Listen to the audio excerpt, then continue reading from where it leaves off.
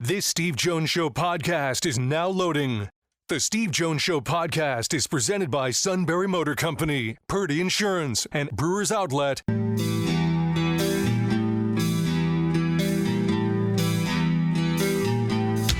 Bringing you an in-depth look at Penn State sports and more. This is the Steve Jones Show on News Radio 1070 WKOK. The Steve Jones Show is presented by Purdy Insurance, Brewers Outlet, and Sunbury Motor Company. Now from the Sunbury Motor Studio, here's Steve Jones.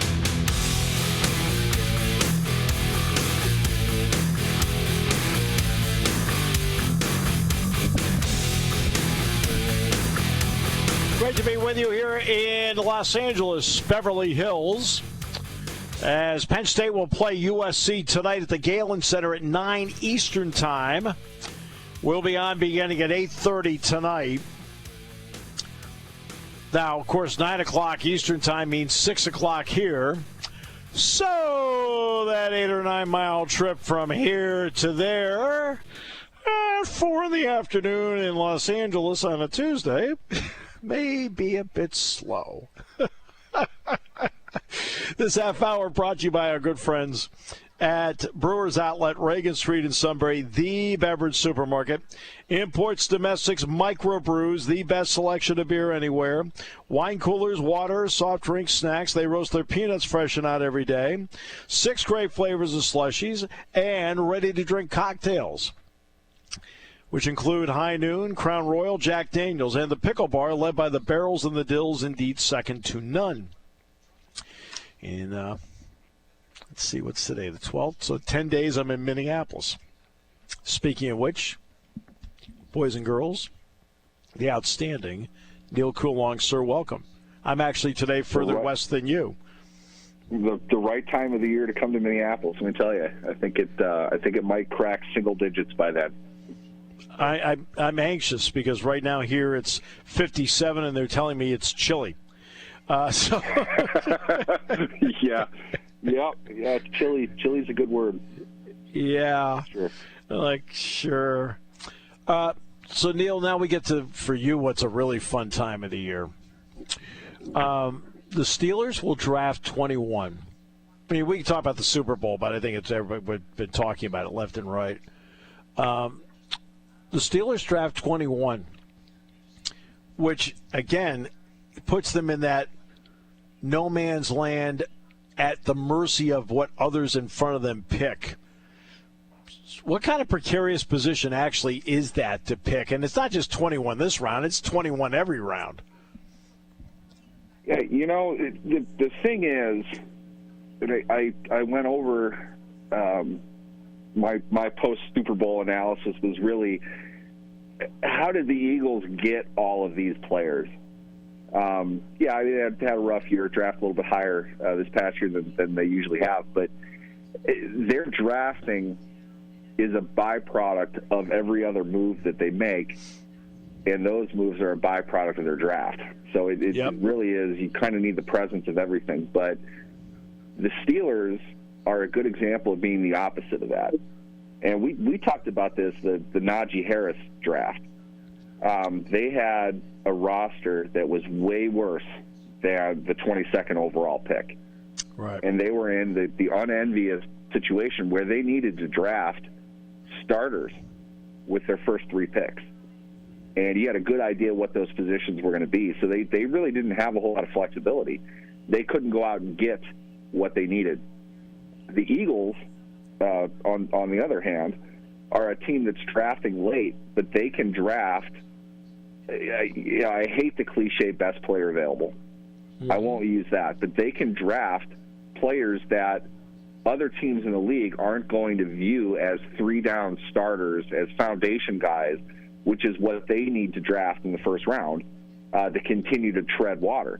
The Eagles can get Cooper DeJean, a player that doesn't have a traditional fit with the defense, figure out what his role can be, put him on the field, and invest in him that way. They can go get those players with their first-round draft pick. The Steelers can't. Right. They have to get impact guys immediately, and like what you said, when they're stuck at 21, 22 every year, it's harder to come by, unless you get. I mean, let's be fair. We don't know about Troy Fatano yet. There's a lot to like about him falling to where did they get him last year? 20, whatever it was. Kind of a fluke situation with 6 quarterbacks going in the first 13 picks, 12 picks. Guys are going to fall. I think he was probably the best one who fell a lot further than he should have. We'll see on him. So they kind of get a second rookie in camp this year, but they are, in my opinion, and I don't think that it takes much to defend this, they have the least explosive receiver room in the NFL. That's something they have to address, probably in the draft and free agency. And while they have Roman Wilson coming in, I don't think Roman Wilson is the explosive kind of playmaker that they need to really worry about, which is one of the biggest problems they had this past season.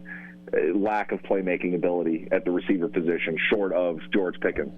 And George Pickens was throwing cornerbacks into the back wall through the end zone during Hail Mary plays last year, so who knows what he's going to do play to play. You need somebody solid in there. But drafting at that spot in the draft doesn't open you up to the close to flawless prospect. It's not giving you a guy that you can count on for huge production immediately in most years. I know where Cam Hayward was drafted. I know where T.J. Watt was drafted. Let's just assume that these Hall of Fame players are not available to them at 21 this year. Right. What are they going to do? They can go in one of 50 different directions. That on the positive side, you throw a dart at the board right now, they're going to hit a position of need. There's going to be a guy there. Right.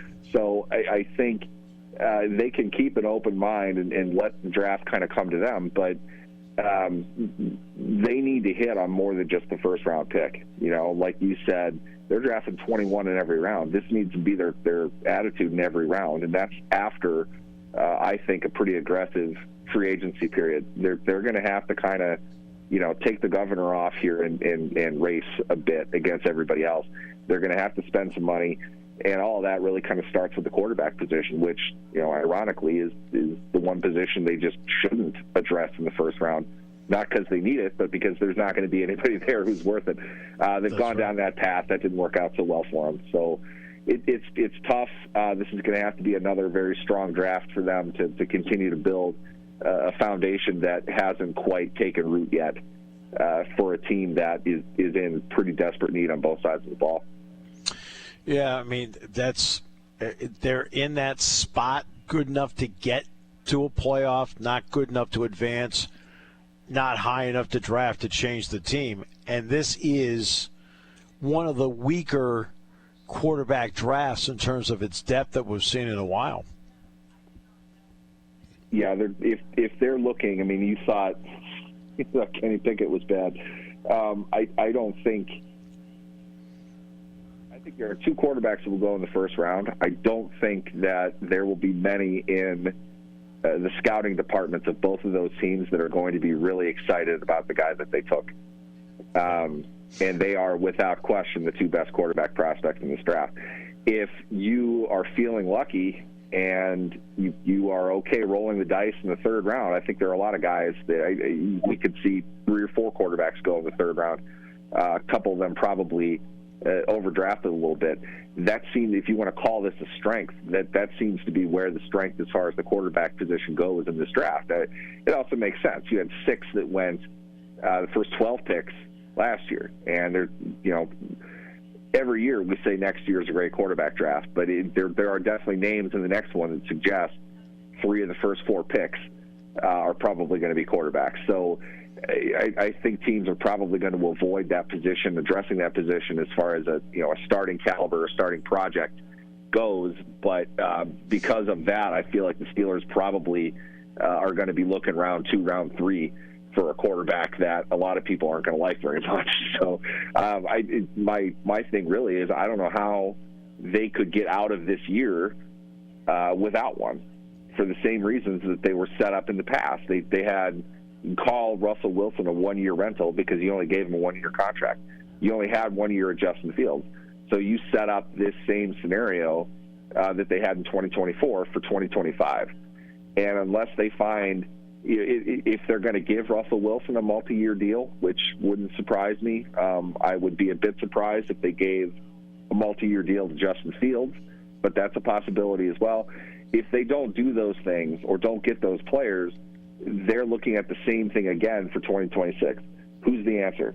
What's that going to be? If they don't address the quarterback position in some way, it's kind of like what I'm confused as what the direction of this team really is. You can't ignore that position that much. At the same time, yeah, you're in a tough spot because it's not a great quarterback draft, but you're going to keep putting this decision off and not truly develop somebody that you bring in. It kind of looks like negligence at this point. You've got to find somebody, and that means at the very least you got to draft one.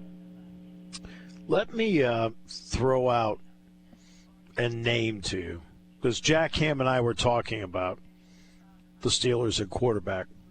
And this is, again, this just goes to your model of second, third round. Because this is a guy that we saw play in person. And, like, the flaw is going to be like most quarterbacks. When he gets pressure in his face, that's when he gets, antsy and doesn't play well. But he does a lot of other things well. A guy named Jaxson Dart from Ole Miss. His name's come up a lot with the Steelers. That makes me nervous. Dart, you know what? Don't get nervous about it. I mean, like I said, he's not going to be perfect. But the guy's got an arm. He's fairly accurate, can throw moving. But when you put pressure in his face, then that's where issues really come. You know what the funny thing is? I was talking to a scout adjacent person recently about Jaxson Dart, and he was one of a few that really would not want Jaxson Dart on their team. Right. Not in a literal sense, but almost like a processing sense. What he reminds me of when I watch him play is Derek Carr. And the thing with Derek Carr in college was you saw the arm strength, you saw the athleticism. He's tough. No issues with that. When he was pressured, though, he got a lot worse. And it wasn't, people want to jump immediately to he's shying away from contact or whatever. Carr almost seemed like he wanted to muscle up the pressure. Like the guy's coming at him. My first instinct is not to read down the field. It's to hit the guy who's coming at me. He's aggressive. He wanted that. And what they seem to do is just it's a look thing. I'm not in his head, of course, but it seemed like his processing slowed down far more when he was pressured. Not because he was nervous or scared, but because I know I have to do something now. He would get a little bit more antsy. I can see that with Dart, but the thing that would trouble me with him is Dart's operating out of shotgun most of the time.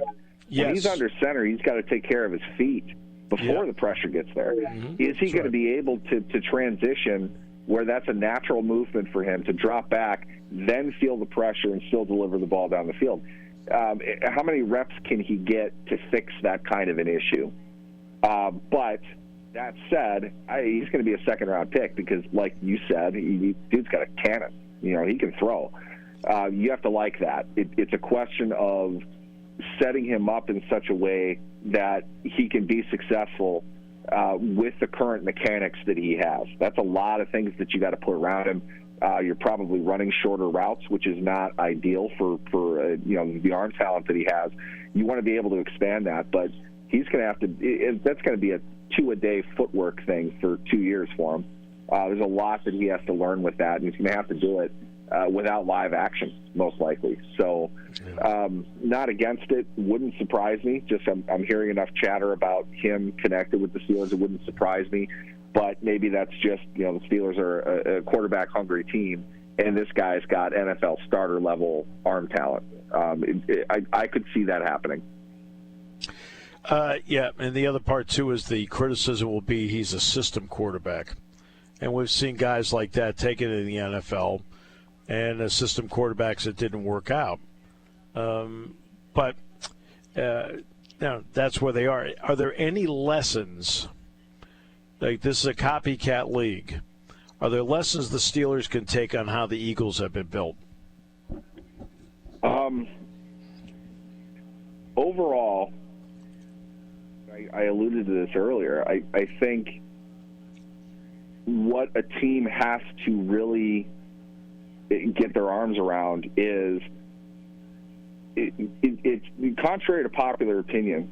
The game is not won and lost in the draft nearly as much as people want to think that it is.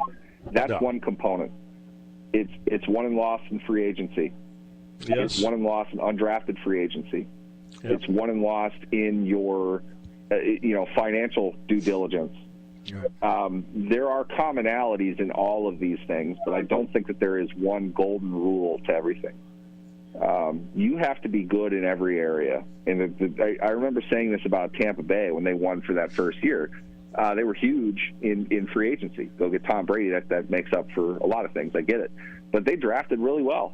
They had great players on their team that did not come from just the draft or just free agency. They hit in all of those areas. And they got high-level players who played within the structure that the coach wanted, which was not just simply, I do things this way and that's it. They adjusted a lot of things. That's what happens to an offense when Tom Brady's in charge of it. They need to be flexible. They need to adjust who they have and what they have strategically to what these guys can do and who they can afford. Put all of those things together. I know that just seems like the most obviously complicated answer, but it's the truth. Within the NFL, you have to succeed in every area. And Howie Roseman is now being praised again. Well, let's keep in mind, this time last year, they're calling for his job. That's right. And it wasn't any different after the last time they went to the Super Bowl and won it. And the time before that, they lost, or they won the time before that, lost the last one. Each time, Roseman had something of, it might have looked like they dropped off a little bit. People are saying he's terrible. He doesn't know anything. He rebounded, addressed what the team needed, and counted on a very good head coach and their ability to go find other very good coaches, hint, hint, and bring in guys that can make the guys that they have better than what they are. It's the presence of everything. It's not any one thing. You obviously need to draft well. But the big thing is, like I was saying about drafting in the 20s, you need to get guys that you can get on the field that can play at a good level immediately within what you're trying to do with a very limited selection. So you have to be very targeted and very focused on what you want and what you're going to do with whoever it is that you take. You don't have great opportunities with that, so you've got to make hay out of whatever the opportunity is for you. But you have to hit on quality players in other rounds as well. I don't know exactly what the magic number is, but that's how you keep a team cheap. And I think one of the big things the Eagles have right now, and we saw this on display in the Super Bowl, how many dudes do they have on the field? We talked about Nolan Smith, I don't know how many times. We didn't mention Josh Sweat. Josh Sweat was the MVP of that game. I don't care what anybody says. Josh Sweat made the biggest impact on the field. He was a monster. How much are they paying him? Yeah. Carter doesn't get paid a whole lot. These are all guys that they've brought in. So you have to draft well. You have to sign affordable free agents who can make a difference on your team. Zach Bond, no one ever heard of Zach Bond before this year. If you're able to do that, and a large part of that is, too, your coaches knowing what a player's skills are and putting them in a position to be successful. The Steelers certainly have a lot of work to do, but that's the golden rule for everybody. You have to be good at everything.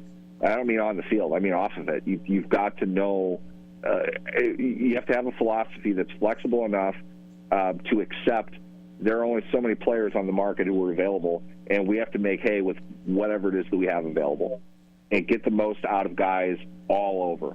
And that's you got to be active in every area of roster construction. You have to scout well. You have to evaluate well.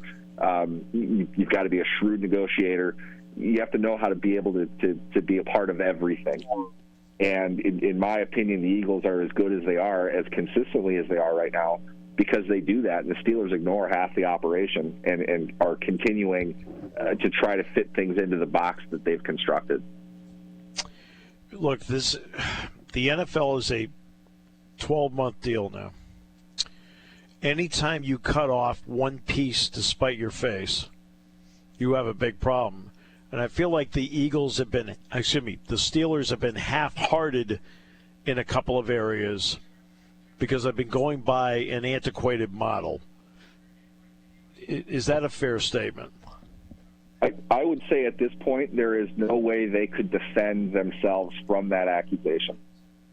I'm sure if we were to get an honest assessment from Mike Tomlin, it might be different from, we've changed a lot of things. Not really. This team still operates much in the same way.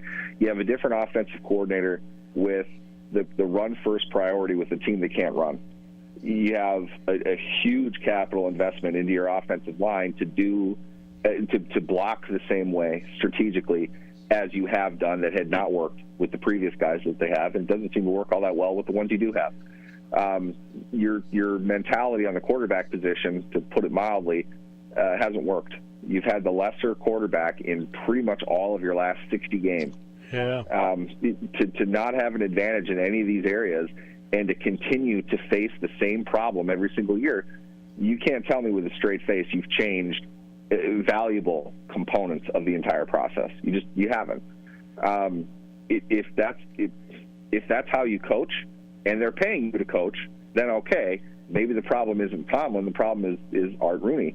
If you're not going to make a decision because you don't want to pay out the rest of a contract, or you won't move on from a coordinator because the head coach is handling certain aspects of that, it just seems like there's one centralized problem here that you can't get past. And that's not to say that anybody is a bad coach.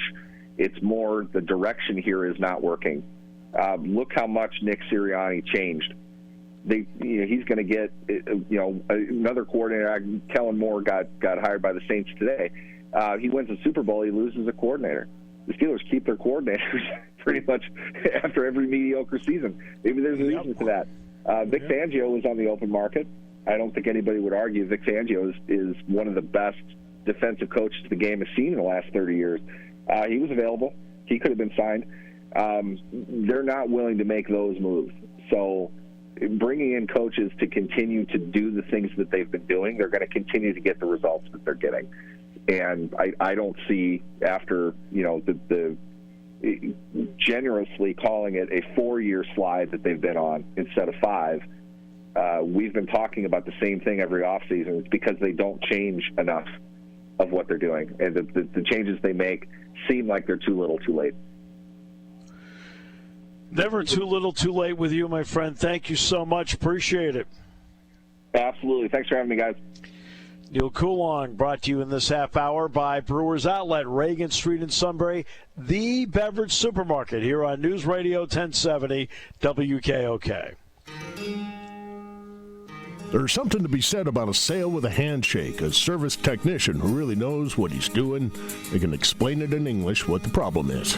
There's nothing better than having that friend you could trust in the area. That's Sunbury Motors, where you get selection, knowledgeable salespeople, and prices that fit your budget, and more important, that friend you can trust. Welcome to Sunbury Motors, Kia, Ford, and Hyundai. You could shop other dealers and compare prices, but at Sunbury Motors, you get their lowest price promise.